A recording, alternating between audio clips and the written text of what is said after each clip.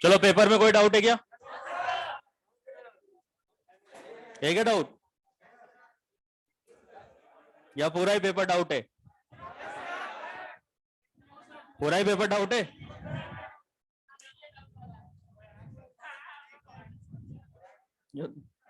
अरे तो सारा पेपर ही एकदम नीट एंड क्लीन है, नया लिया है।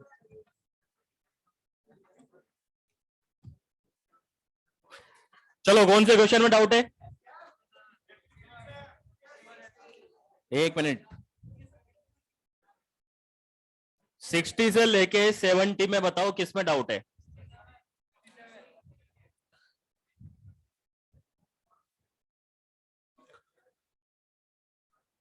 सिक्सटी में सेम हाइब्रिड बातें मत करो बिल्कुल भी। 60 में सेम हाइब्रिडाइजेशन देखना था। जो ऑप्शन आपको दिए हुए हैं उन ऑप्शन में सेम हाइब्रिडाइजेशन देखना था। बस आंसर आ गया। फर्स्ट वाला फर्स्ट करता जिसमें आंसर आ जाता। तो हाइब्रिडाइजेशन सेम होगा तो ज्योमेट्री भी सेम होगी ना। क्वेश्चन की लैंग्वेज पर क्या लिखा हुआ है? Which of the two ions from the list, अरे बातें नहीं रे। Which of the two ions from the list given below that have the geometry is explained by same hybridization? Right? Same hybridization. तो तुम्हारा पहला काम क्या है? हाइब्रिडाइजेशन देखना किनका सेम है। फर्स्ट का। अरे उसकी जरूरत ही कहां पड़ रही है तेरे को? तू पहले ये तो देख कि हाइब्रिडाइजेशन किनका सेम है। अरे तेरे को जरूरत ही कहां पड़ रही है? तू ये तो देख कि हाइब्रिडाइजेशन सेम है क्या। और 60 से 70 में 60 लुईस बेस। जिसके पास लोन पेयर होगा वो लुईस बेस। तो लोन पेयर केवल एक के पास ही है, PF3। इसके अलावा किसी के पास भी लोन पेयर नहीं है।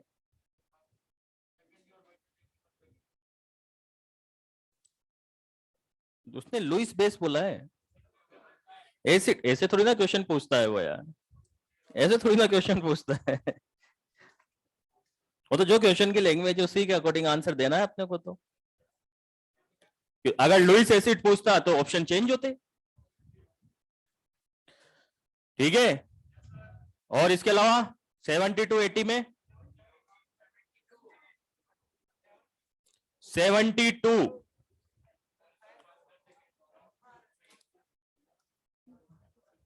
मतलब क्वेश्चन की थोड़ी सी लैंग्वेज क्या चेंज कर दो जिसमें फर्स्ट और सेकंड दोनों हो जाते हैं। क्वेश्चन नंबर 72 के अंदर हमसे बोला है इन विच ऑफ द फॉलो, बातें नहीं रे। In which of the following ionization process the bond order has increased and the magnetic behavior has changed? ठीक है। फर्स्ट में आपको लिखा हुआ है NO से NO प्लस। NO के अंदर नंबर ऑफ इलेक्ट्रॉन होंगे 15, NO प्लस में होंगे 14। इसका बॉन्ड ऑर्डर होगा 2.5, इसका बॉन्ड ऑर्डर होगा 3, यानी बॉन्ड ऑर्डर इंक्रीज हुआ। अब यहां पर 15 इलेक्ट्रॉन है, ऑड इलेक्ट्रॉन है, तो कैसा होगा? पैरामैग्नेटिक होगा। यहां पर कैसा होगा? डायामैग्नेटिक होगा, क्योंकि नंबर ऑफ इलेक्ट्रॉन कितने हैं? 3, और बॉन्ड ऑर्डर भी कैसा है? Whole number. ठीक है। और सेकंड में अगर आप देखते हो तो सेकंड में लिखा हुआ है O2 से O2 प्लस। ठीक है। और O2 के अंदर 16 इलेक्ट्रॉन होंगे, O2 प्लस में 15 इलेक्ट्रॉन होंगे। बॉन्ड ऑर्डर 2 होगा, बॉन्ड ऑर्डर 2.5 होगा, तो बॉन्ड ऑर्डर इंक्रीज हुआ। O2 में 2 इलेक्ट्रॉन बॉस होता है तो 2 अनपेड इलेक्ट्रॉन होते हैं, और जब O2 प्लस में कन्वर्ट होगा तो एक ही तो इलेक्ट्रॉन रिमूव हुआ ना। तो अभी एक अनपेड तो बचा हुआ है, और एक अनपेड बचा हुआ है तो पहले भी पैरा और अभी भी, यानी मैग्नेटिक बिहेवियर में कोई चेंज। ठीक है, सिंपल क्वेश्चन था। अब ऐसे सिंपल सा दे देते हैं बॉन्ड ऑर्डर कहाँ पे इंक्रीज हुआ, तो फिर मजा ही नहीं आता क्वेश्चन में। जब तक क्वेश्चन गलत नहीं हो तब तक। 70 से 80 में और कोई डाउट? 78 78 में क्या डाउट आया यार? 78 में बोला है, बातें नहीं, बिल्कुल भी आपस में नहीं बातें। 78 में बोला है हमको O माइनस और O-2 है, S और P है, N और P है, और BE प्लस और BE है। सेम एटम है, डिफरेंट ऑक्सीडेशन स्टेट है, जेड इफेक्टिव देखेंगे। आईपी का ऑर्डर पूछा है ना, तो आईपी किसका ज्यादा होगा? O माइनस का। एस और पी में कंपेयर करेंगे तो ये तो होगा 3p4 और ये होगा 3p3, तो एस और पी में किसका ज्यादा होगा? पी का। एन और पी में किसका ज्यादा होगा? एन का। Nepal Pakistan top to bottom जाएंगे तो आईपी डिक्रीज होगा। और बीई प्लस और बीई में किसका ज्यादा होगा? बीई प्लस का।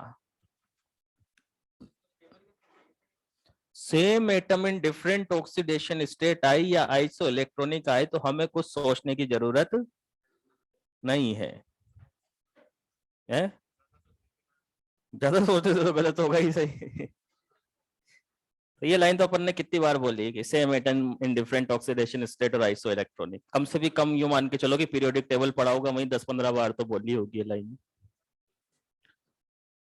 चलो 70 से 80 में कोई डाउट नहीं है। 80 से 85, 83 मैंने तो मॉड्यूल का ही क्वेश्चन है। 80 से 85, 83, 83 तो मॉड्यूल का ही क्वेश्चन है। आउटर मोस्ट शेल में एक इलेक्ट्रॉन होगा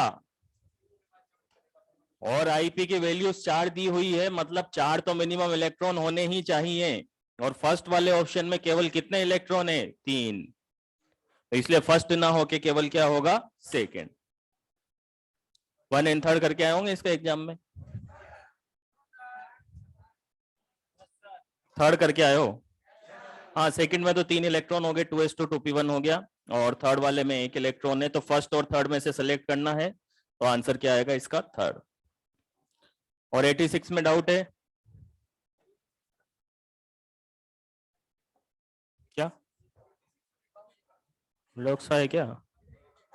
डाउट तो नहीं है? जैसे सोल्ट होता ही है, जैसे सोल्ट होता ही है। पीटी +2 में होगा,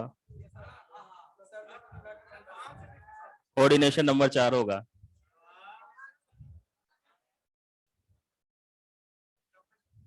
स्क्वायर प्लेनर ज्योमेट्री होगी।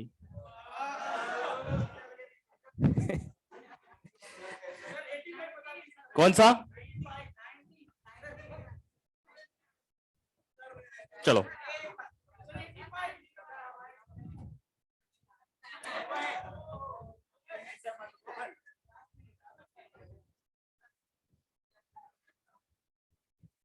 तो पेपर अच्छा था, ऐसा नहीं है टफ था, थोड़ा सा क्या है कि आराम से किया करो, क्वेश्चन की लैंग्वेज सही से पढ़ा करो, बार बार मैं यही बोलता हूँ, जल्दबाजी में आंसर मत दिया करो।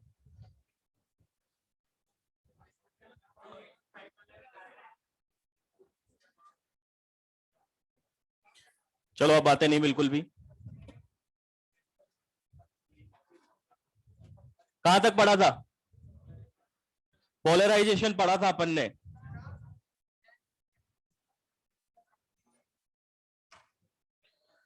पोलराइजेशन के अंदर 4 फैक्टर पढ़े थे। एक तो केटाइन पे चार्ज था, केटाइन का साइज था। केटाइन पे चार्ज ज्यादा तो कोवलेंट कैरेक्टर, केटाइन पे चार्ज ज्यादा तो कोवलेंट कैरेक्टर, केटाइन का साइज छोटा तो कोवलेंट कैरेक्टर, एनाइन का साइज छोटा तो कोवलेंट कैरेक्टर, पक्का? और एनाइन पे चार्ज कम तो कोवलेंट कैरेक्टर, ठीक है। चलो आगे बढ़ते हैं। SF2 SF4 SF6 वाला क्वेश्चन भी कर लिया था। चलो एक क्वेश्चन करते हैं अब। CaCl2 ठीक है, और दूसरा है ZnCl2। इन दोनों में कंपेयर करके बताना है किसका कोवलेंट कैरेक्टर ज्यादा होगा। पहले सोच लेना, जल्दी में आंसर नहीं देना है। जैसा जैसा मैंने बताया है वैसा वैसा फॉलो करते हुए चलना है।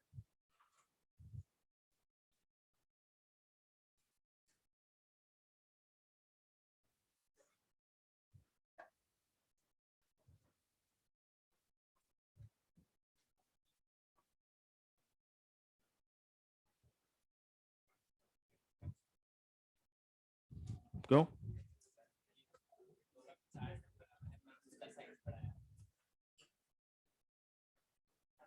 क्या पूछा है मैंने? किसका ज्यादा होगा? CaCl2 और ZnCl2 में कंपेयर करेंगे तो किसका कोवलेंट कैरेक्टर ज्यादा होगा? ZnCl2। क्यों?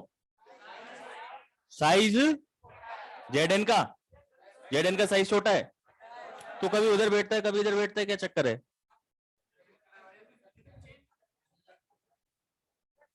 तो दोनों कमरे अगल बगल है तो इधर बैठ जाओ उधर बैठ जाओ, क्या फर्क पड़ रहा है? अब ये तो तू पहले ही पढ़ चुका है, नहीं पढ़ा? यहीं तक ही है क्या उसमें भी?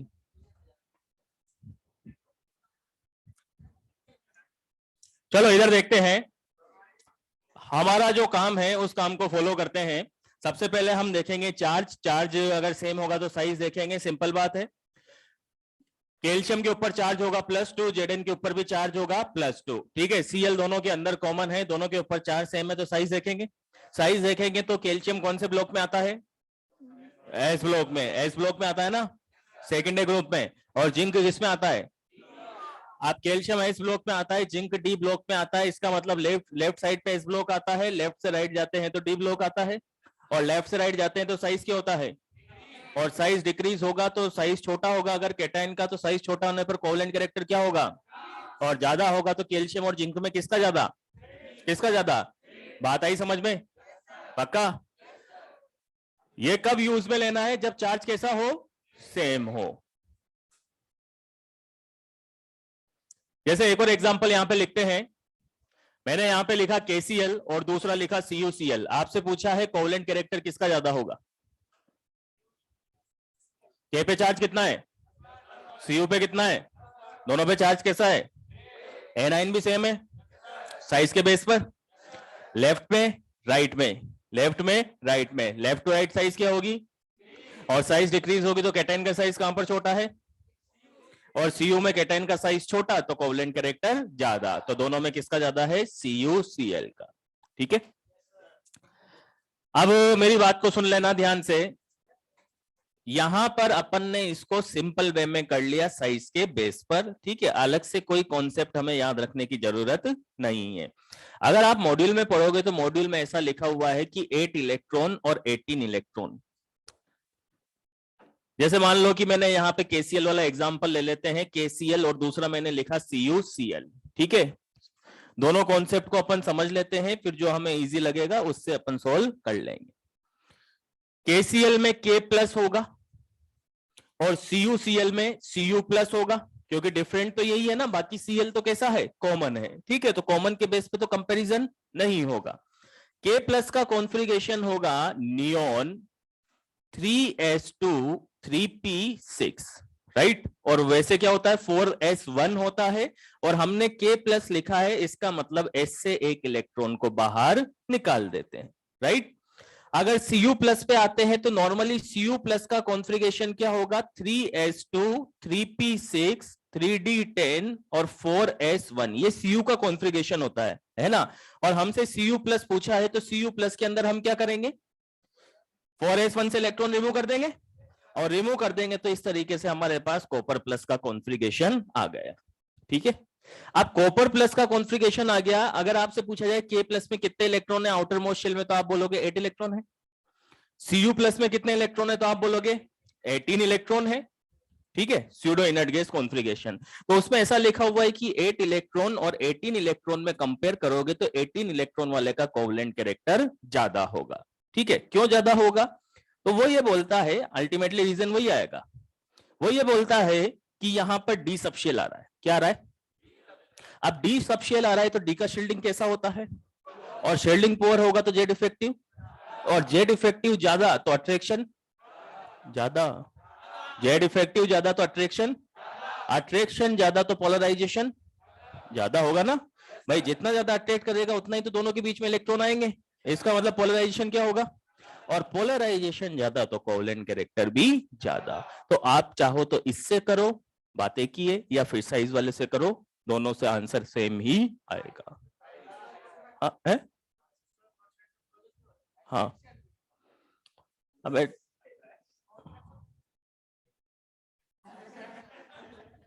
मैं खड़ा हूं ना अभी यहाँ पे यार।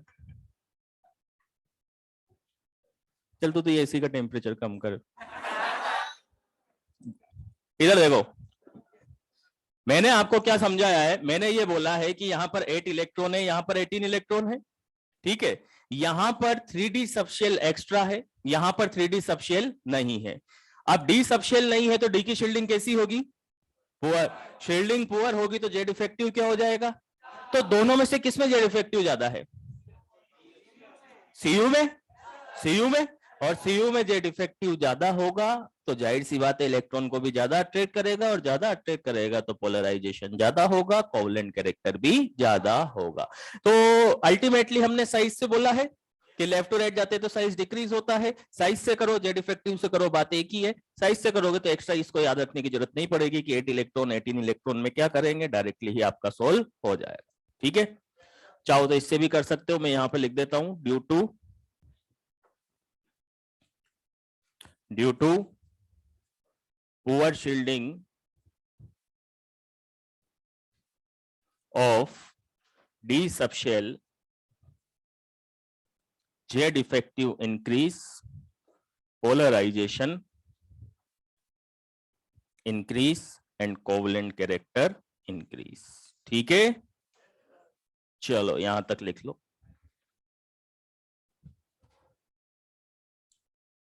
तो ये ईयरफोन वगैरह कोई इंपोर्टेंट कॉल आने वाला है क्या?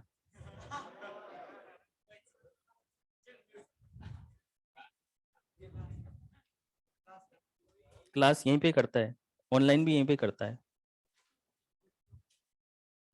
पुरानी छुट्टी यहीं पे करता है।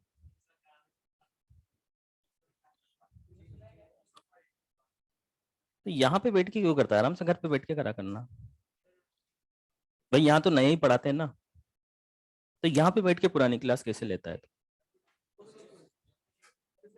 अरे 1 मिनट रुक जाना यार, मैं उससे बात कर रहा हूँ ना। थर्मोडायनेमिक्स की है, छूट गई थी। एक ही क्लास करी ना थर्मोडायनेमिक्स की, तो एक क्लास मतलब पिछली बार भी तू आगे बैठा था जब भी ईयरफोन थे। पिछली बार कौन सी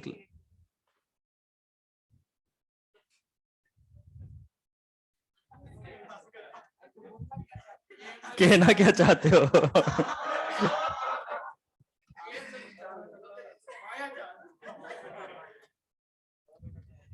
है? और वही आगे क्या हो गया?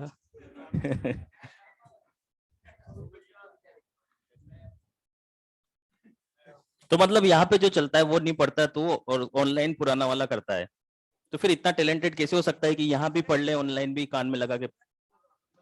सुबह पहले 1 बजे यहाँ आता था, तो 1 से तो अब 7 बजने में आए, तब इसे भूल गया तू। एक तो 1 बजे आ जाता है।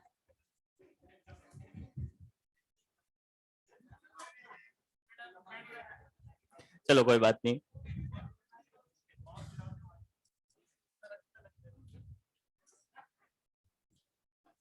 ऐसा तो नहीं अच्छा लगता है दिखने में, जैसे कान गले में लगा रहता है, थोड़ा स्टाइलिश सा लुक।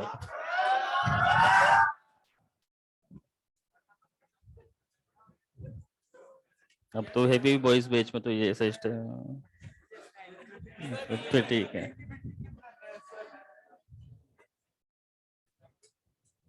चलो डन। तो अगर सिंपल वे में आपसे कॉपर या के प्लस में जहां पे सेम चार्ज हो, एक डी ब्लॉक का हो एक एस ब्लॉक का हो, तो किसका ज्यादा होगा? डी ब्लॉक वाले का। सिंपल वे में हम देखेंगे कि लेफ्ट टू राइट जाते हैं तो साइज डिक्रीज होता है, साइज डिक्रीज होता है तो कोवेलेंट कैरेक्टर ज्यादा होगा। ठीक है, चलो आगे बढ़ते हैं। कर दूं क्या इसको इरेज?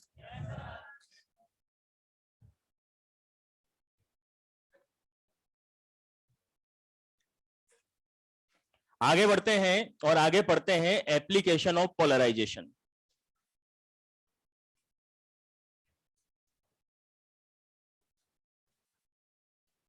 अभी एप्लीकेशन ध्यान से पढ़ लेना, चैप्टर का लास्ट ही चल रहा है। ये एप्लीकेशन खत्म हुई और चैप्टर खत्म हुआ।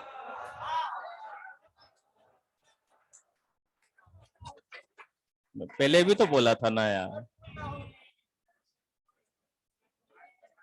किस किसने बजाई थी तालियां?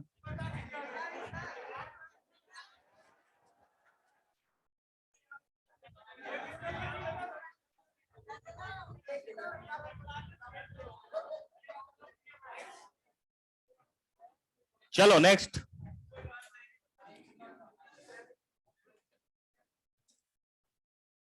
Application of polarisation. और एप्लीकेशन ऑफ पोलराइजेशन के अंदर फर्स्ट एप्लीकेशन हम पढ़ते हैं identification of compounds. Identification of compounds. और आइडेंटिफिकेशन ऑफ कंपाउंड्स का मतलब क्या है? जैसे सबसे बड़ी दिक्कत ये आती है कि कौन सा कंपाउंड आयनिक होगा, कौन सा कंपाउंड कोवेलेंट होगा। ठीक है, इसको अपन अभी क्लियर कर लेते हैं, कभी कंफ्यूजन ना आए। अगर नॉन मेटल के बीच में बना है, लाइक जैसे मान लो कि Cl2 है, ठीक है, अगर मान लो कि HCl है, कोई सा भी कंपाउंड ले लो जो आप नॉन मेटल के बीच में बना है, वो कंपाउंड कैसा होगा? कोवेलेंट। ठीक है, इसमें कोई शक वाली बात नहीं है। नॉर्मल बात कर रहे हैं अपन, पानी वानी की बात नहीं कर रहे। तो अगर नॉर्मली नॉन मेटल के बीच में बना है तो वो कंपाउंड कैसा होगा? कोवेलेंट। ठीक है, और अगर मेटल और नॉन मेटल के बीच में बना है तो कैसा होगा? आयनिक। आयनिक होगा। लेकिन जनरली मेटल और नॉन मेटल के बीच में बनने वाले कंपाउंड आयोनिक होते हैं जनरली, मतलब ऐसा ऑलवेज नहीं होता। तो किन केसेस में मेटल और नॉन मेटल के बीच में बनने वाले कंपाउंड कोवेलेंट हो सकते हैं, इसके बारे में अपन डिस्कस करेंगे। ठीक है, चलो देखते हैं कब कोवेलेंट हो सकते हैं। मेनली हमारे जो काम में आती है वो first A second A group की मेटल्स काम में आती है। ठीक है, तो हम उनके बारे में ही डिस्कस करते हैं। Lithium, sodium, potassium, rubidium, caesium, ये फर्स्ट ए ग्रुप की है। और इधर मैंने लिखा बेरिलियम, मैग्नीशियम, कैल्शियम, और एक मैंने एल्यूमिनियम लिया है। अब इधर देखना ध्यान से, इधर देखना। जैसा कि अपन ने पढ़ा पोलराइजेशन के अंदर, हमने ये बोला कि अगर केटाइन का साइज छोटा होगा तो कोवेलेंट कैरेक्टर ज्यादा होगा। कोवेलेंट कैरेक्टर ज्यादा होने का मतलब क्या है कि जैसे अगर 50% से ज्यादा कोवेलेंट कैरेक्टर होता है तो मतलब कंपाउंड कोवेलेंट होगा, और अगर 50% से ज्यादा आयनिक कैरेक्टर होगा तो कंपाउंड आयनिक होगा। और फेजान रूल जो हमने पढ़ा उसका टारगेट ही क्या था कि किसी भी आयनिक कंपाउंड के अंदर कुछ ना कुछ कोवेलेंट कैरेक्टर प्रेजेंट होता है। अब किसी के अंदर वो कोवेलेंट कैरेक्टर ज्यादा हो सकता है, किसी के अंदर वो कोवेलेंट कैरेक्टर कम हो सकता है, लेकिन कोवेलेंट कैरेक्टर तो होगा। अब जिसके अंदर कोवेलेंट कैरेक्टर ज्यादा हो जाएगा वो कंपाउंड ही कैसा हो जाएगा? कोवेलेंट हो जाएगा। तो हम कैसे मालूम करेंगे कि कहां पर कोवेलेंट कैरेक्टर ज्यादा होगा, कहां पर कम होगा? तो केटाइन का अगर साइज अच्छा ये मेटल है ना, सभी क्या है? मेटल्स। और मेटल्स कहीं पर भी हो प्लस में ही होगी। आपने कभी सुना है सोडियम माइनस? कभी सुना है कैल्शियम -2? तो ये कंफर्म है कि ये जहां पर भी होंगे किस में होंगे? और प्लस में होंगे। तो इसका मतलब यहां पर हम बात करेंगे केटाइन की। किसकी बात करेंगे? और अगर केटाइन का साइज छोटा होगा तो कोवेलेंट कैरेक्टर, और केटाइन का साइज छोटा होगा तो कोवेलेंट कैरेक्टर ज्यादा होगा। इसका मतलब जिनका साइज छोटा होगा उनकी कोवेलेंट कंपाउंड बनाने की टेंडेंसी, जिनका साइज छोटा होगा उनकी कोवेलेंट कंपाउंड बनाने की टेंडेंसी। अगर आपसे पूछा जाए कि यहां पर 4 सबसे छोटे साइज के बताओ, तो सिंपल सा ऊपर वाले जो होंगे वो सब क्या होंगे, छोटे साइज के होंगे, क्योंकि ऊपर से नीचे हम चलते हैं तो साइज क्या होता है।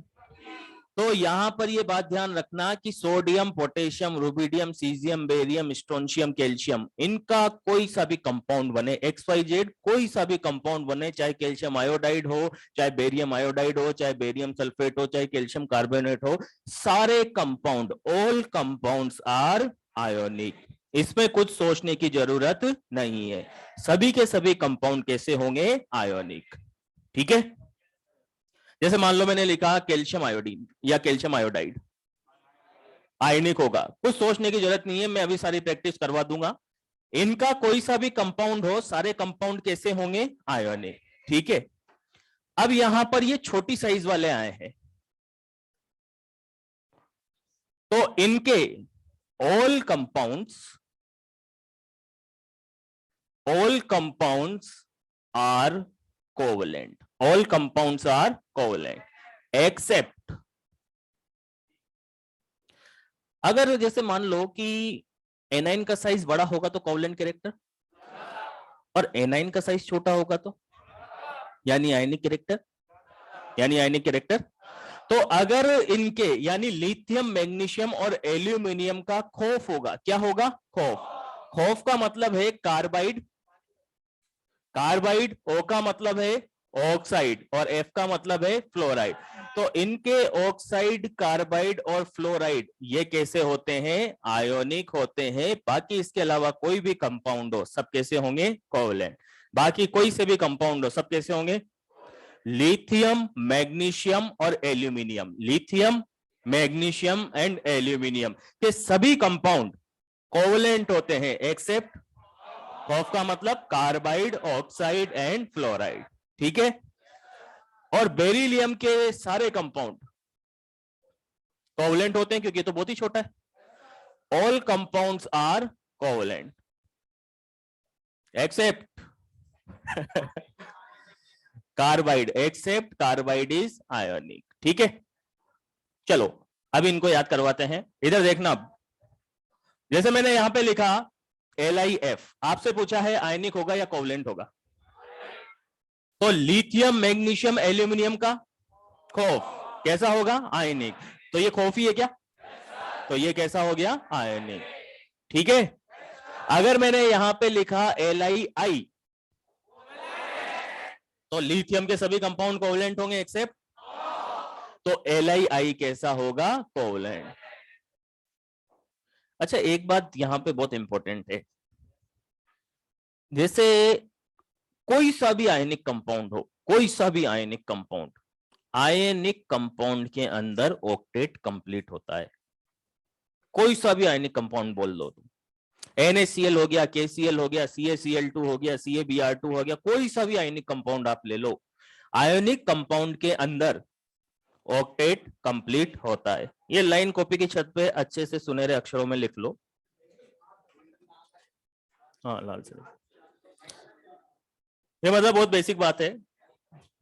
इन आयोनिक कंपाउंड्स, इन आयोनिक कंपाउंड्स,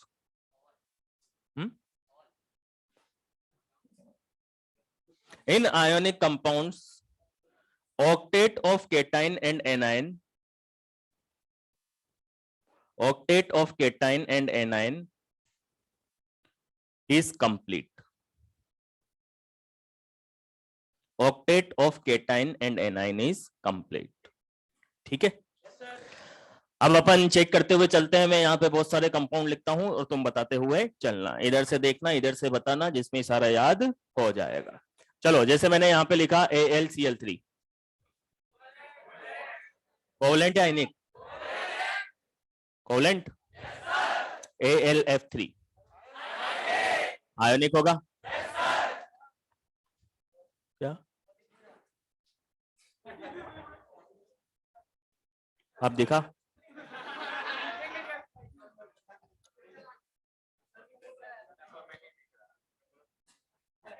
अरे तू खड़ा हो, कौन था, तू खड़ा हो और तू भी खड़ा हो, अब दोनों यहाँ हो।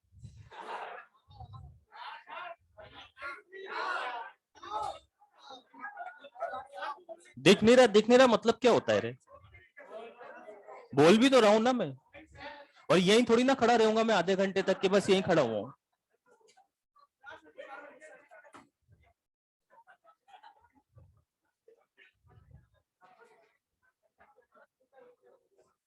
चलो इधर देखो अब, जैसे मैंने यहां पे लिखा MgBr2 आयनिक या कोवलेंट? कोवलेंट होगा। थोड़ा धीरे। अगर मान लो मैंने यहां पे लिखा CaCl2 BeCl2 कोवलेंट होगा। अगर मैंने यहां पे लिखा Al4C3, अच्छा अब ये बात सुन लेना, एक मिनट एक मिनट। कार्बाइड का मतलब होता है C-4, इसको बोला जाता है कार्बाइड। C-4 को क्या बोला जाता है? F- को बोला जाता है फ्लोराइड, और O-2 को बोला जाता है ऑक्साइड। तो यहां पर ये एल्यूमिनियम का क्या है? और एल्यूमिनियम का कार्बाइड है तो कोवलेंट या आयनिक? आयनिक होगा। चलो नेक्स्ट, LiBr या LiCl? LiCl कोवलेंट होगा। अगर मैंने यहां पे लिखा like beryllium fluoride BeF2, ionic या कोवलेंट? कोवलेंट होगा। चलो बता, पता कर सकते हो कोई भी कंपाउंड आएगा तो लिख लो।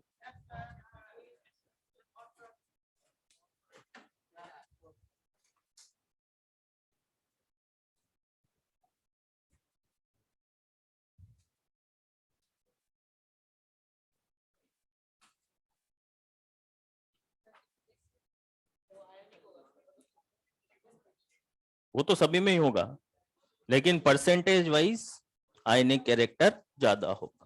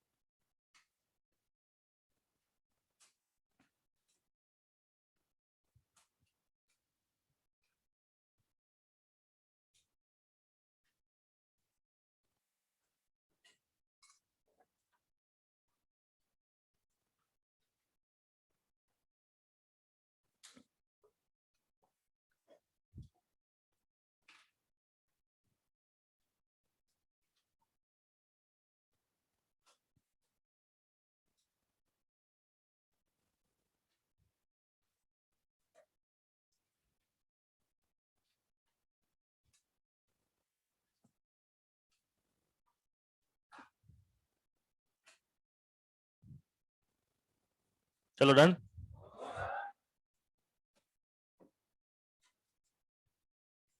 Partially done.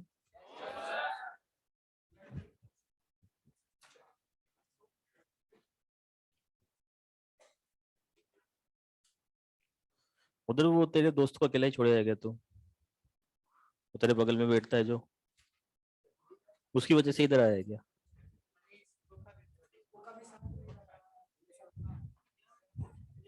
उसके चक्कर में इधर आ गया क्या तू?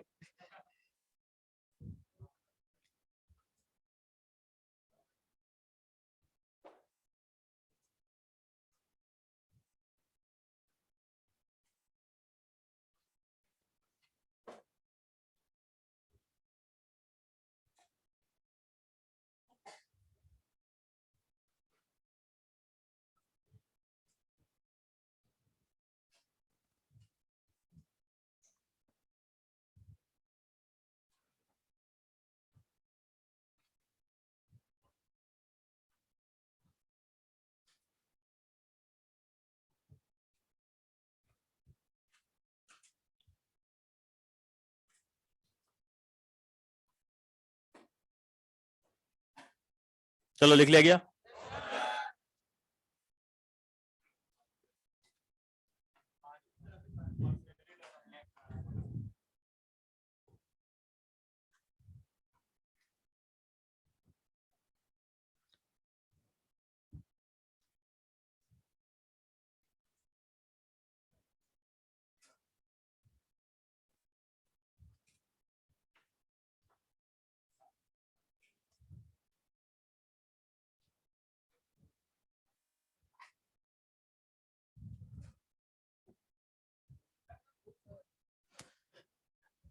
चलो नेक्स्ट एप्लीकेशन पे आते हैं। सेकंड एप्लीकेशन, और सेकंड एप्लीकेशन का नाम है trend of phi. Phi equal to होता है चार्ज डेंसिटी। बातें बिल्कुल भी नहीं, बहुत सिंपल सिंपल सी एप्लीकेशन है ये, फटाफट से देख लो इनको। फाई इक्वल टू होता है चार्ज डेंसिटी। एक बार हमने पीरियोडिक टेबल के अंदर इसको पढ़ा था डायगोनल रिलेशनशिप के लिए, कि भाई जो लिथियम और मैग्नीशियम होते हैं वो डायगोनल रिलेशनशिप शो करते हैं due to similar value of phi, है ना। तो ये फाई वही वाला फाई है जो हमने पहले पढ़ा था। फाई इक्वल टू होता है चार्ज डेंसिटी, या इसी का ही दूसरा नाम होता है आयोनिक पोटेंशियल। यह आयोनाइजेशन पोटेंशियल बिल्कुल भी नहीं है।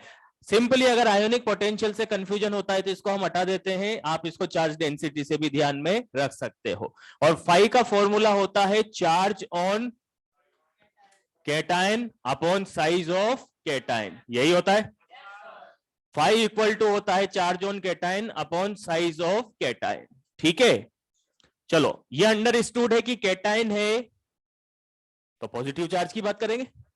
अब जैसे मान लो मैंने यहां पे लिखा Li plus Be plus 2, B plus 3 and C plus 4, ठीक है।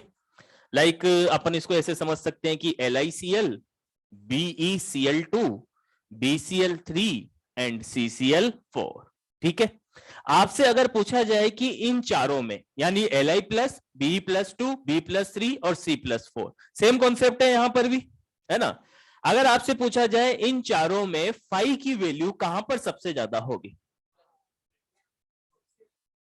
तो देखो फाई इक्वल टू क्या है, चार्ज ऑन कैटायन। अगर कैटायन के ऊपर चार्ज ज्यादा होगा तो फाई की वैल्यू, अगर कैटायन पे चार्ज ज्यादा होगा तो फाई की वैल्यू, और कैटायन पे चार्ज ज्यादा होगा तो फाई की वैल्यू ज्यादा होगी। तो कैटायन पे चार्ज कंटिन्यूअसली इंक्रीज हो रहा है, और कैटायन पे चार्ज कंटिन्यूअसली इंक्रीज हो रहा है, इसका मतलब फाई की वैल्यू भी क्या हो रही है, और फाई की वैल्यू इंक्रीज हो रही है। तो इनके बीच में फाई का ऑर्डर क्या होगा, सबसे ज्यादा फाई किसका होगा, C+4 का, देन B प्लस 3 का, देन BE प्लस 2 का, और लास्ट में Li प्लस का, यही होगा।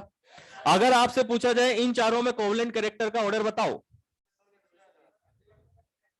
तो सबसे ज्यादा कोवलेंट कैरेक्टर किसका होगा, कैसे चेक करोगे, एनायन सभी के अंदर सेम है, यहां पर भी Cl है, यहां पर भी Cl है, यहां पे भी Cl है, यहां पे भी Cl है, यानी एनायन सबके अंदर। तो कैटायन के बेस पर चेक करोगे, कैटायन में देखोगे तो Li पे +1, B पे +2, बोरोन पे +3, कार्बन पे +4, और कैटायन के ऊपर charge increases, then covalent character increase इसका मतलब CCl4 का सबसे ज्यादा हुआ। तो अगर आप फाई का ऑर्डर बनाओ या फिर कोवलेंट कैरेक्टर का ऑर्डर बनाओ, दोनों का ऑर्डर कैसा है? और दोनों का ऑर्डर सेम है, इसका मतलब क्या हुआ कि जो फाई होगा वो डायरेक्टली प्रोपोर्शनल होगा किसके? तो बस यही लाइन अपने को लिखनी है कि phi is directly proportional to covalent character, और कोवलेंट कैरेक्टर के डायरेक्टली प्रोपोर्शनल होगा तो आयनिक के इनवर्सली, क्योंकि दोनों एक दूसरे के अपोजिट होते हैं। कहीं पे कोवलेंट कैरेक्टर 60% है, मतलब आयनिक कैरेक्टर कितना होगा? 40%। तो phi is directly proportional to covalent character. ऐसे भी आप समझ सकते हो कि फाई क्या है? चार्ज ऑन कैटाइन, कैटाइन पे चार्ज ज्यादा, कोवलेंट कैरेक्टर ज्यादा, कैटाइन पे चार्ज ज्यादा, फाई की वैल्यू, यानी फाई जो होगा डायरेक्टली प्रोपोर्शनल होगा कोवलेंट कैरेक्टर के, इनवर्सली प्रोपोर्शनल होगा आयोनिक कैरेक्टर। थोड़ी सी बात समझ में आई या पूरी आ गई? अब हम पढ़ रहे हैं फाई का ट्रेंड। तो ट्रेंड का मतलब क्या होता है? लेफ्ट टू राइट क्या होगा, टॉप टू बॉटम क्या होगा, ठीक है। तो जैसे मैंने यहां पे लिखा like NaCl, MgCl2, AlCl3, SiCl4, ये लेफ्ट टू राइट है, टॉप टू बॉटम है? लेफ्ट टू राइट है ना? लेफ्ट टू राइट मूव कर रहे हैं, तो लेफ्ट टू राइट मूव करने पर कैटाइन के ऊपर एनाइन तो सब जगह सेम है, और वैसे भी ये टर्म किसके लिए काम में ली जाती है? कैटाइन के लिए। तो Na पे +1, Mg पे +2, +3, +4। तो लेफ्ट टू राइट अगर हम मूव करते हैं तो लेफ्ट टू राइट मूव करने पर फाई क्या होगा? कोवलेंट कैरेक्टर क्या होगा? इंक्रीज होगा, ठीक है। अगर मान लो मैंने टॉप टू बॉटम किया, लाइक यहाँ पे KCl किया, RbCl और CsCl, अगर आप टॉप टू बॉटम मूव करोगे तो टॉप टू बॉटम मूव करने पर कैटाइन, इनके ऊपर चार्ज सबके ऊपर कैसा है? और चार्ज सेम है तो क्या देखोगे? और साइज देखोगे तो कैटाइन का साइज ज्यादा, फाई की वैल्यू, कैटाइन का साइज ज्यादा, फाई की वैल्यू, यानी टॉप टू बॉटम अगर आप मूव करते हो तो फाई क्या होगा? कोवलेंट कैरेक्टर क्या होगा? डिक्रीज, और आयनिक कैरेक्टर, और आयनिक कैरेक्टर इंक्रीज होगा। तो हमने यही तो बोला कि नीचे वालों का आयनिक कैरेक्टर ज्यादा होगा, मतलब इनकी आयनिक कंपाउंड बनाने की टेंडेंसी ज्यादा होगी। क्लियर है? कोई डाउट? फाई आया समझ में? समझ में आया तो फिर SF2, SF4 और SF6, इनके बीच में फाई का ऑर्डर बताओ। सबसे ज्यादा फाई किसका होगा? SF6 का। इसके ऊपर कितना होगा? इसके ऊपर, और इसके ऊपर कैटाइन पे चार्ज ज्यादा, तो फाई ज्यादा, यानी सबसे ज्यादा किसका हो गया? SF6, SF4 और लास्ट में SF2। क्लियर है? कोई डाउट?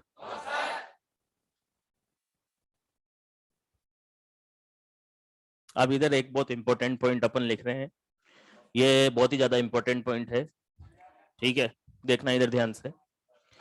दो टर्म होती है यहां पर, एक तो होता है हाई फाई, क्या होता है? और एक होता है लो फाई, ठीक है। Hi fi, lo fi. Hi fi का मतलब जिनके लिए फाई की वैल्यू ज्यादा, और लो फाई का मतलब जिनके लिए फाई की वैल्यू कम। चलो सबसे पहले देखते हैं हाई फाई। हम उन्हीं मेटल्स को ले रहे हैं जो हमारे फ्रिक्वेंटली काम में आने वाली। हाई फाई के अंदर हम लेते हैं एक तो Li+, एक Mg+2, Be+2, कैल्शियम +2, Sr+2 और Ba+2, ठीक है। और सेकंड टाइप की मेटल्स होती है लो फाई, और लो फाई के अंदर हम लेते हैं Na+, K+, Rb+ and Cs+, ठीक है।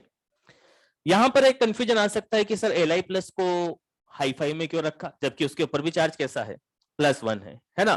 तो ध्यान देने वाली बात यह है कि जिसके ऊपर पॉजिटिव चार्ज ज्यादा होगा वो हाई फाई में आएगा, जिसके ऊपर पॉजिटिव चार्ज कम होगा वो लो फाई में आएगा। सिंपल वे में बात करें तो फर्स्ट डे वाली लो फाई, सेकेंड डे वाली हाई फाई, फर्स्ट डे वाली लो फाई, सेकेंड डे वाली हाई फाई, ठीक है। अब Li को हमने हाई फाई इसलिए बोला है क्योंकि Li मैग्नीशियम के साथ में डायगोनल रिलेशनशिप शो करता है, और शो करने का रीजन होता है सिमिलर वैल्यू ऑफ फाई। तो यानी Li के लिए जो फाई की वैल्यू होती है वो मैग्नीशियम के नियरली सेम होती है, और सेम होती है, तो इस वजह से एल को हमने किस में रख दिया, हाई फाई वाली कैटेगरी में रख दिया। क्यों रखा है, आगे समझ में क्यों रखा है?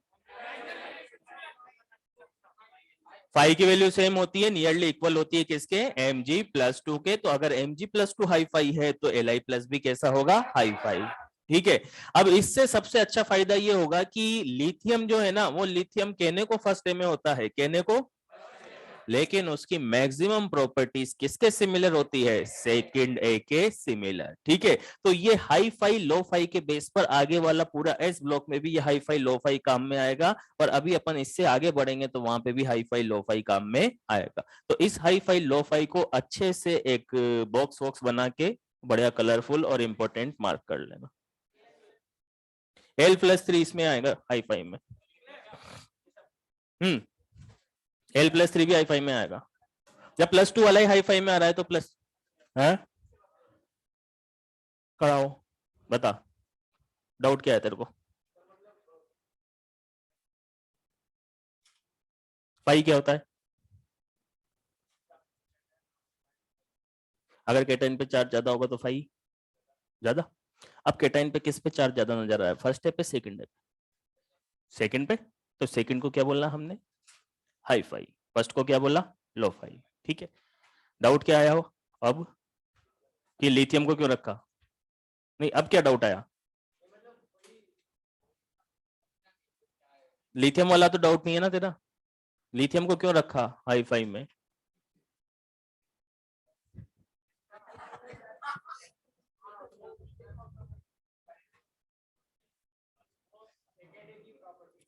लिथियम मैग्नीशियम के साथ में डायगोनल रिलेशनशिप शो करता है। इसका रीजन क्या होता है?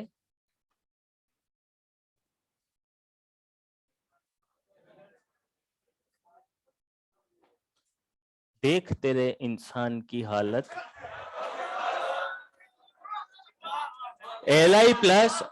Li+ और Mg+2 दोनों के लिए फाई की वैल्यू कैसी होती है, सेम।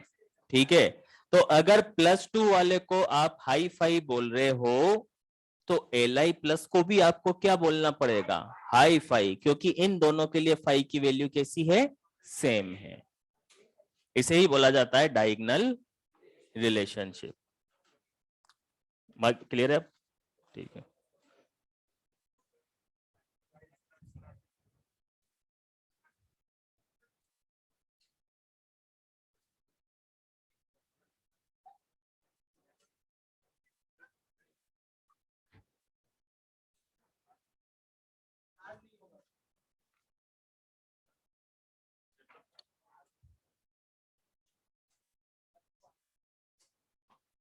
टर्म है तो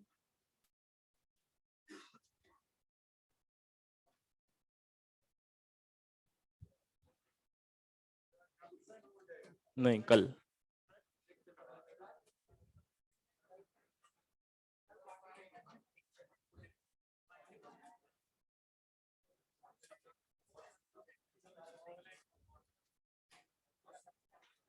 नेक्स्ट टर्न पे खत्म होएगा चैप्टर।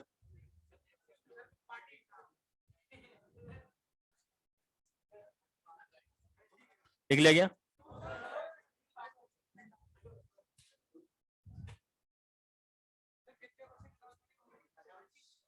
70। अब तो क्या है, बची क्या है?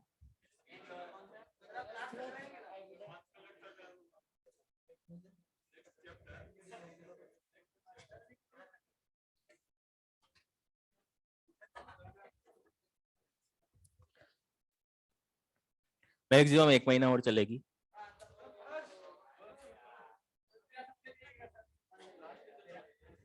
साथ ही चल चलना मेरे।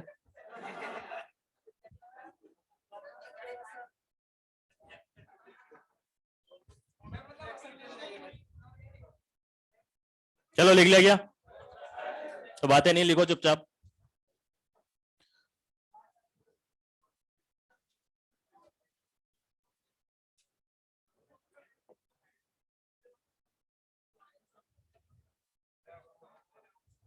चलो थर्ड एप्लीकेशन।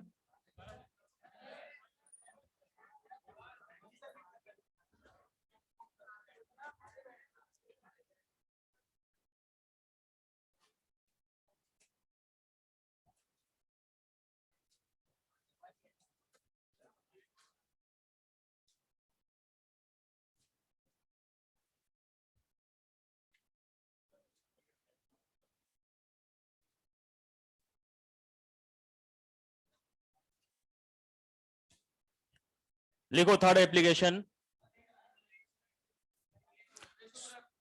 सोल्युबिलिटी।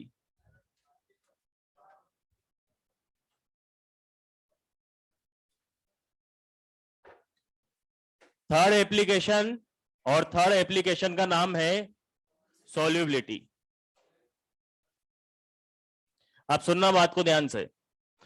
ये सोल्युबिलिटी, एक सोल्युबिलिटी तो अपन ने हाइड्रोजन बॉन्डिंग में पढ़ी थी, तो वहां पे हमने बोला था कि जो भी मॉलिक्यूल हाइड्रोजन बॉन्डिंग करेगा वाटर के साथ में, वो वाटर में सोल्यूबल होगा। जैसे एल्कोहल को हमने वाटर में सोल्यूबल करवा दिया, ठीक है। वो सोल्युबिलिटी केवल एक सिंपल सी लाइन थी, ठीक है। उसके बाद हमने एक और सोल्युबिलिटी पढ़ी जहां पर कॉमन आयन थे, स्मॉल और लार्ज, है ना। स्मॉल में थे और वो नाली सेकंड टाइम वापस आ गई, और लार्ज में थे बाहर आई, इसलिए, ठीक है। अब यहां पर एक और सोल्युबिलिटी हम पढ़ रहे हैं। मेनली पहले जो सोल्युबिलिटी पढ़ी और ये जो सोल्युबिलिटी पढ़ रहे हैं, इन दोनों को कैसे यूज में लेना है ये हमारे लिए इंपॉर्टेंट है, ठीक है। पहले इस सोल्युबिलिटी को पढ़ते हैं, फिर मैं बताता हूं कि कैसे यूज में लेना है। एक टर्म तुमने पढ़ी होगी, like, dissolve, like. Like, dissolve, like का मतलब क्या होता है?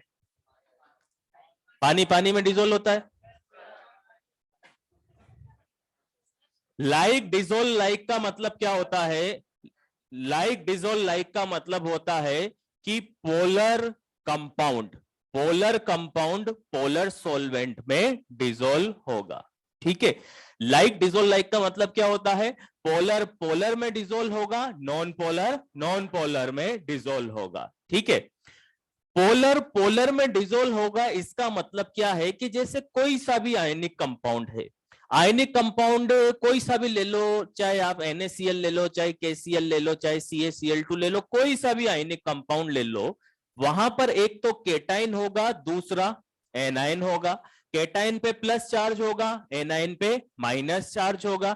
एक पे प्लस, दूसरे पे माइनस, तो इस टाइप के कंपाउंड को हम क्या बोलेंगे? Polar compound. क्या बोलेंगे? Polar compound, right.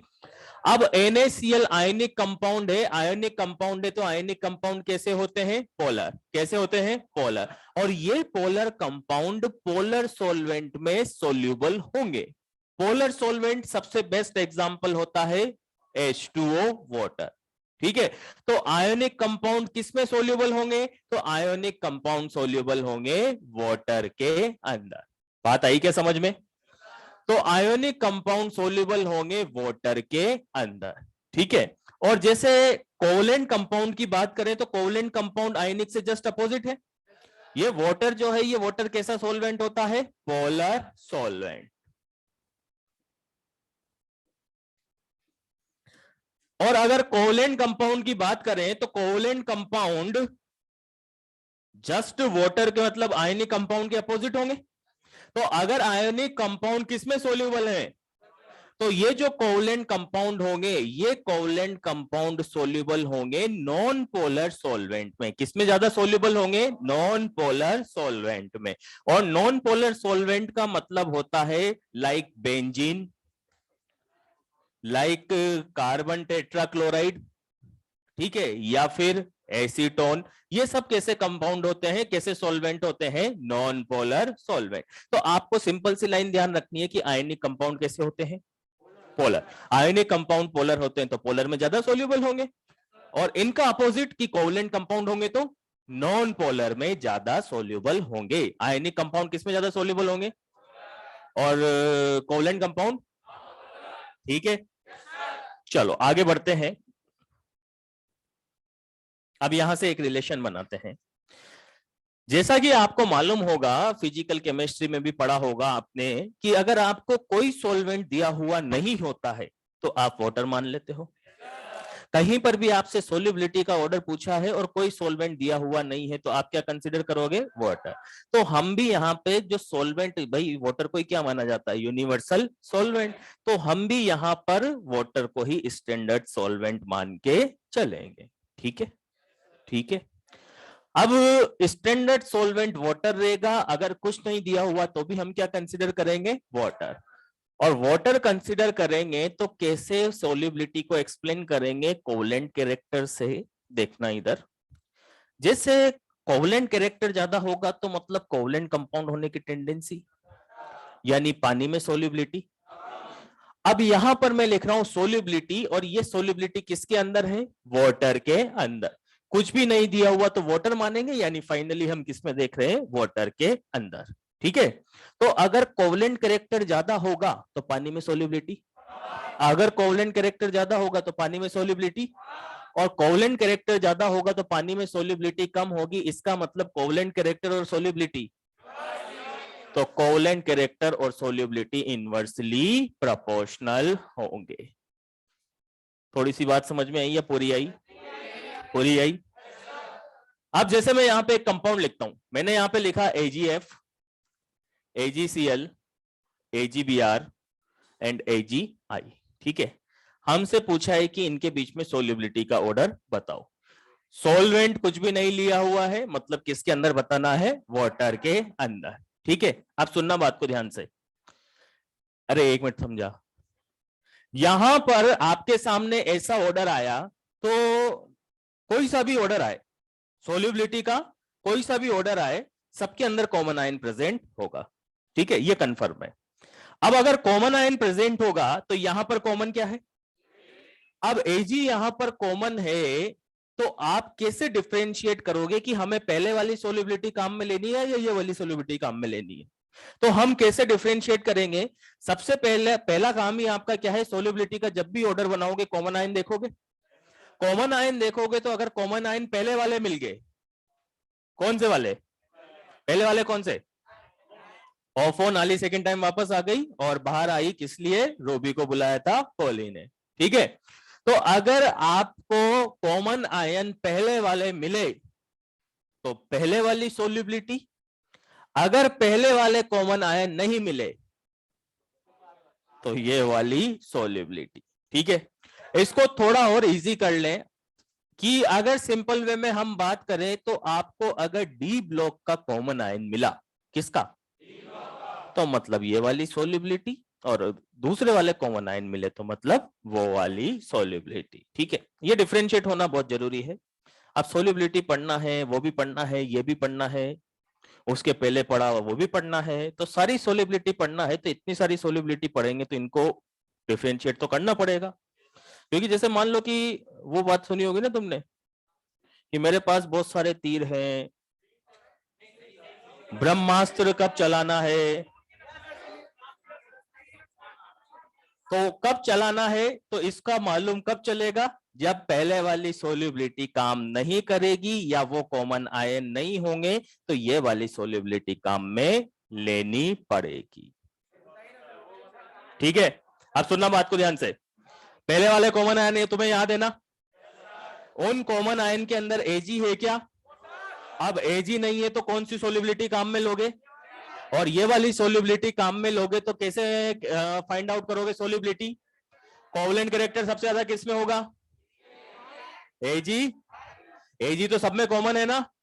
एनाइन का साइज ज्यादा तो कोवेलेंट कैरेक्टर, तो सबसे ज्यादा कोवेलेंट कैरेक्टर AgI में होगा, और कोवेलेंट कैरेक्टर ज्यादा होगा तो सोल्युबिलिटी, यानी कौन होगा? AgF, AgCl, AgBr, लास्ट में AgI। ठीक है, मैंने ये जो लाइन बोली है इस लाइन को नोट कर लेना।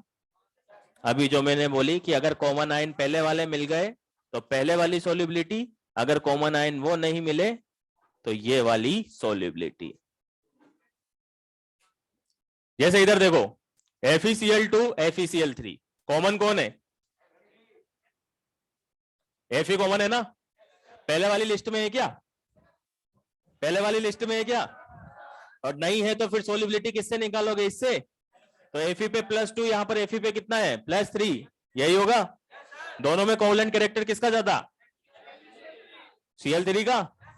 और कोवेलेंट कैरेक्टर ज्यादा होगा तो सोल्युबिलिटी, तो दोनों में कौन ज्यादा सोल्यूबल? FeCl2।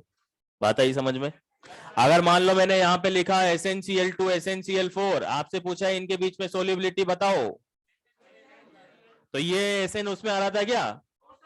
तो आप इससे बताओगे, और इससे अच्छा यही एग्जाम्पल पूछे जाते हैं, और यही वाला सबसे ज्यादा पूछा जाता है, यही वाला। एग्जाम में भी यही पूछा जाता है, तो एक एग्जाम्पल से ही आपका सारा काम हो जाएगा। SnCl2 SnCl4, किसकी सोलिबिलिटी ज्यादा होगी? Sn में +2 है, यहां पर +4 है, केटाइन पे चार्ज ज्यादा, कोवलेंट कैरेक्टर ज्यादा, और कोवलेंट कैरेक्टर ज्यादा तो सोलिबिलिटी कम। क्लियर है? अब मैं जैसे यहां पर कुछ कंपाउंड लिखता हूं, वो देख के बताना है, कंपाउंड को देख के बताना है कि वाटर में ज्यादा सोल्यूबल होगा या फिर बेंजीन या ऑर्गेनिक कंपाउंड में ज्यादा सोल्यूबल होगा। राइट? चलो, जैसे मैंने यहां पे लिखा LiCl,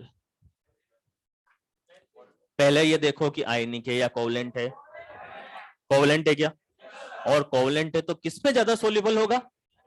नॉन पोलर सॉल्वेंट में। ठीक है, तो हम कॉमनली क्या लेके चलते हैं? एक जगह बेंजीन एक जगह वाटर, एक जगह बेंजीन एक जगह वाटर। ठीक है, LiCl कैसा है? आयनिक या कोवलेंट? और कोवलेंट है तो किसमें ज्यादा सोल्यूबल होगा? बेंजीन के अंदर। पक्का? अब जैसे मान लो मैंने यहां पे लिखा NaCl, किसमें ज्यादा सोल्यूबल होगा? वाटर में। अगर मैंने यहां पे लिखा लाइक MgI2, कोवलेंट है या आयनिक है? और कोवलेंट है तो किसमें ज्यादा सोल्यूबल होगा? बेंजीन में। पक्का? अगर मान लो मैंने यहां पे लिखा लाइक LiF, किसमें? तो ये किसमें ज्यादा सोल्यूबल होगा? वाटर में। बात आ गई समझ में? तो जो आयनिक कंपाउंड होंगे वो पानी में या वाटर में, और जो कोवलेंट कंपाउंड होंगे वो बेंजीन। ठीक है, लिखो।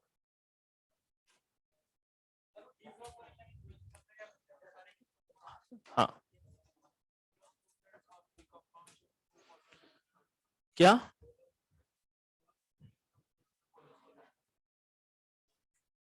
पोलर को हो जाएंगे ना, हमने ये नहीं बोला कि नहीं होंगे, होंगे, लेकिन ज्यादा किसमें होंगे?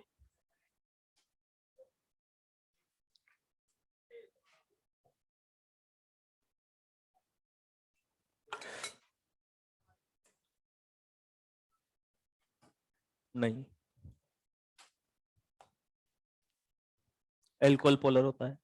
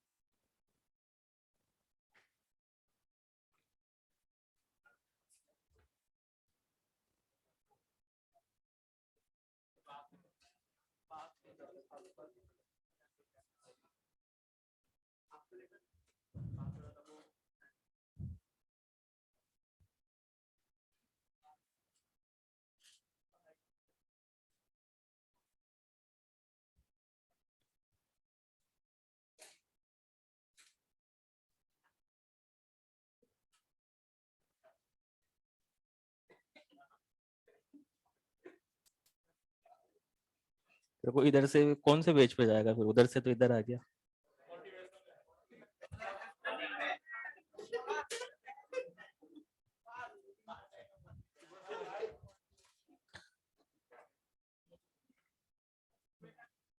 किसको? तो सुबह सुबह कोविड में आना है तेरे को, यही ठीक है ना?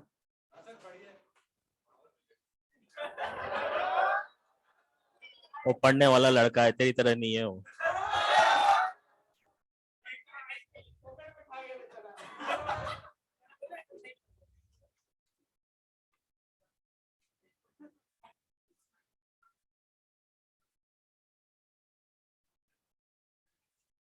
ऐसा थोड़ी है, वहां मोटिवेशन ज्यादा आ जाएगा तो फिर ज्यादा नंबर ले आएगा।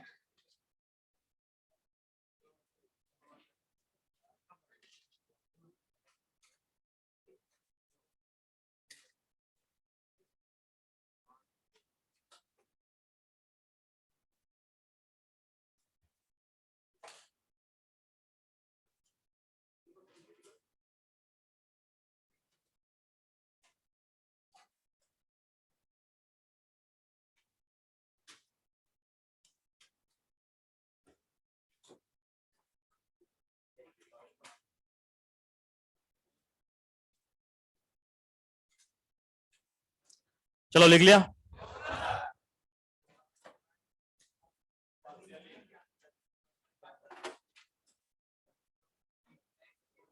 अरे अभी नहीं जा रहा मैं। चलो कुछ क्वेश्चन करते हैं।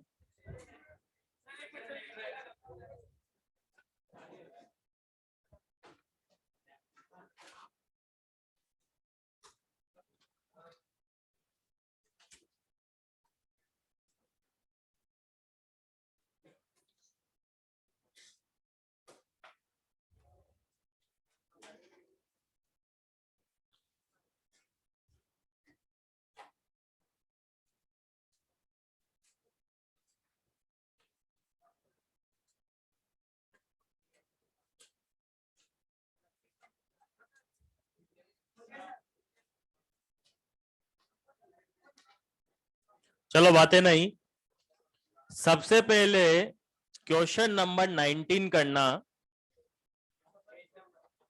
Page number 93, question number 19। Answer कोई नहीं बोलेगा, चुपचाप कर लेना।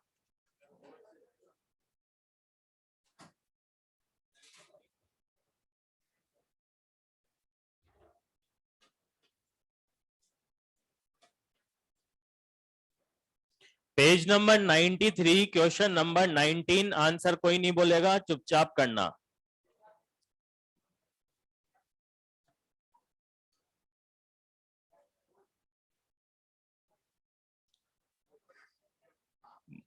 बताओ आया आंसर? क्या आया? सेकंड आया? क्यों? के आई कैसा है? और आयनिक के तो किसमें सोल्यूबल होगा? बेंजीन में सोल्यूबल। तो ये रॉन्ग स्टेटमेंट है। लेटिस एनर्जी किसकी ज्यादा होगी? के आई की या सीओ की? क्यों? चार्ज ज्यादा है। क्लियर है? ये मेल्टिंग पॉइंट और बॉइलिंग पॉइंट ये अभी अपन इसमें पढ़ेंगे वापस से। ठीक है, अगली एप्लीकेशन है वो। आंसर तो आ गया 31।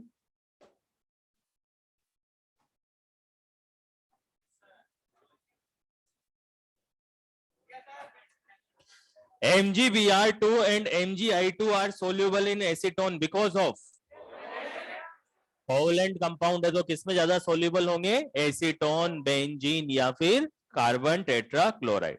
चलो ये क्वेश्चन नंबर 11 करना और जल्दबाजी में मत करना। क्वेश्चन नंबर 11 में सारे ऑर्डर बनाना। आपको नजर आ रहा है कॉमन कॉमन कॉमन, तीनों में कॉमन है कुछ ना कुछ। तो कैसे किसको यूज में लेना है इस बात का ध्यान रखना।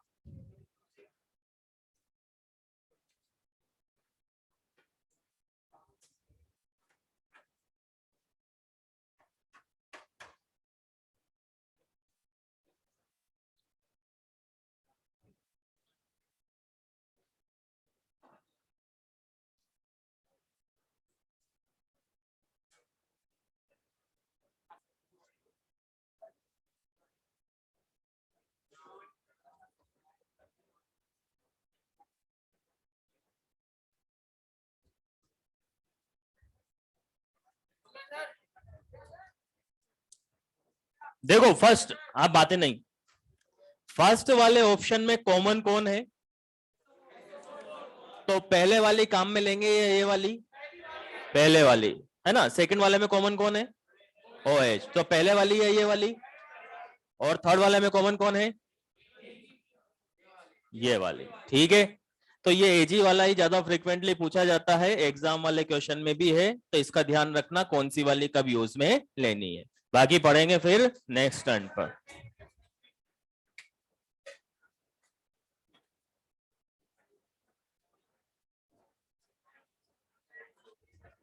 लास्ट वाले में पोलराइजेशन देखना है। AgCl, AgBr, AgI में पोलराइजेशन देखना है। चलो बाय।